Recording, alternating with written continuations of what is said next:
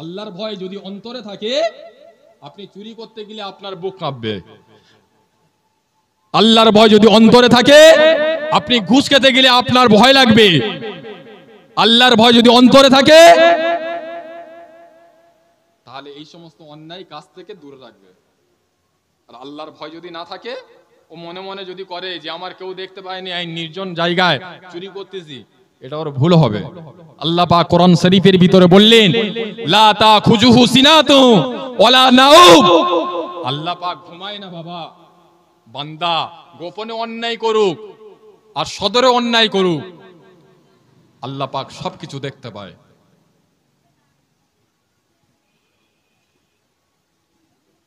কাল কিয়ামতের ময়দানে, মাহশারের ময়দানে আল্লাহ পাক তার দুই বান্দাকে বলবে, ও আমার বান্দা, চলে যাও জাহান্নামায়।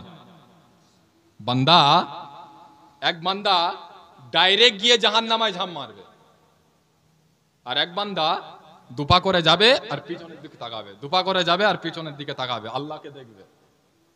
আল্লাহ পাকের ফেরেশতাদের বলবে, ও আমার ফেরেশতারা, আর ওই বান্দা দুটো আমার কাছে আমার দরবারে হাজির করো।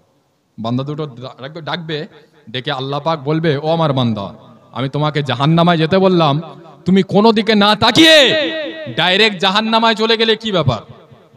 কারণটা কি? জাহান্নাম তো কত কঠিন, কত শক্ত জায়গা। তুমি জাহান্নামায় কোনো দিকে না তাকিয়ে ছুটে ছুটে পাগলের মতন জাহান্নামায় গিয়ে ঝাঁপ মারলে, কি ব্যাপার? ওই সময় আল্লাহর বান্দা কেঁদে কেঁদে আল্লাহ পাকের দরবারে বলবেন, ও রব্বুল আলামিন আল্লাহ, পৃথিবী জমিনে আপনার ঠিকঠাক ভাবে ইবাদত বندگی করতাম না, ঠিকভাবে রোজা করতাম না, ঠিকভাবে দান খায়রাত করতাম না, ঠিকভাবে নামাজ পড়তাম না। আল্লাহ পাক আজকে কিয়ামতের ময়দানে আপনি আমাকে একটা হুকুম করেছেন, এই বান্দা জাহান্নামায় চলে যা। আল্লাহ পাক পৃথিবী জমিনে আপনার ঠিকঠাক ভাবে হুকুম পালন করতাম না, আজকে কিয়ামতের ময়দানে আপনি আমাকে একটা হুকুম করেছেন, তাই আপনার হুকুমটা পালন করার জন্য কোন দিকে না তাকিয়ে জাহান্নামায় ছুটে গিয়ে ঝাঁপ মেরেছি। জোরে বলুন সুবহানাল্লাহ, আর একটু জোরে বলুন সুবহানাল্লাহ। ও আমার বান্দা, তুমি আমাকে এতটা ভয় করো, এতটা ভালোবাসো, আমার একটা হুকুম পালন করেছো, আমি আল্লাহ তোমাকে জান্নাতবাসী করে দিলাম। জোরে বলুন না সুবহানাল্লাহ। আল্লাহ পাক দ্বিতীয় ব্যক্তিকে বলবেন, ও আমার বান্দা, আমি তোমাকে জাহান্নামায় যেতে বললাম, তুমি জাহান্নামার দিকে যাচ্ছিলে, কিন্তু এক পা দুপা করে যাচ্ছিলে আর পিছনে ফিরে তাকিয়ে তাকিয়ে দেখছিলে, কি ব্যাপার, কারণটা কি? আল্লাহ পাকের বান্দা বলবে, ও রব্বুল আলামিন আল্লাহ, আপনি আমাকে জাহান্নামায় যেতে বলেছেন, আমি জাহান্নামের দিকে যাচ্ছি, কিন্তু জানি আপনার নাম রহমান, আপনার নাম রহিম, আপনার নাম গফুর, আপনার নাম গাফফার। আপনি আমাকে জাহান্নামে যেতে বলেছেন, আমি আপনার হুকুমটা পালন করে জাহান্নামের দিকে যাচ্ছি, কিন্তু আমার বারে বারে মন চাইছে আপনার নাম রহমান, আপনি আমাকে কখন ডেকে নেবেন, আপনি আমাকে কখন ডেকে নেবেন, সেই দিকে চিন্তা করে পিছনের দিকে বারে বারে ঘুরে ঘুরে দেখছি। জোরে বলুন সুবহান, আর একটু জোরে বলুন সুবহান।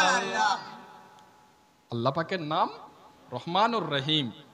আল্লাহ বান্দাকে জাহান্নামায় যেতে বলেছে, কিন্তু বান্দার যখন জাহান্নামার দিকে চলে যাচ্ছে, আল্লাহ পাকের সহ্য হয় না।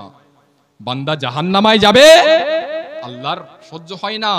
মা বাপ ছেলে পুলেদের ভালোবাসে, মহাব্বত করে, রাগ বয়সে কোনো কাজ করলে তাকে মারে বকে, কিন্তু কিছুক্ষণ পরে মা বাপের মনে ব্যথা লাগে, কষ্ট হয় যে আমার বাচ্চাকে উল্টো পাল্টা বললাম। বাচ্চাদের অসাক্ষেতে মা বাপ লুকিয়ে লুকিয়ে আল্লাহ পাকের দরবারে কাঁদে না, কাঁদে না? বান্দা অন্যায় করে, অপরাধ করে, অপরাধের করার পরে যদি আবার আল্লাহ পাকের দরবারে ফিরে আসে, আল্লাহ পাক বান্দাকে ক্ষমা করে দেন। জোরে বলুন না সুবহানাল্লাহ।